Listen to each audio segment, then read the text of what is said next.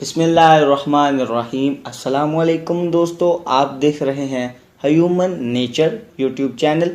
कायनात के वहदतो ला शरीक अल्लाह के आखिरी पैगंबर हज़रत मोहम्मद मुस्तफ़ा सल्लल्लाहु अलैहि वसल्लम और उनकी आल अहले बैत तहार अलैहिस्सलाम पर अनलिमिटेड दरूद व सलाम भेजने के बाद हम चलते हैं आज के पहले सुनहरी अल्फाज की जानिब। रहमतुल आलमीन हज़रत मोहम्मद मुस्तफ़ा सल्लल्लाहु अलैहि वसल्लम ने अरशाद फरमाया, मेरी उम्मत के लोगों की उम्र अमूमन 60 से 70 साल के दरमियान होगी।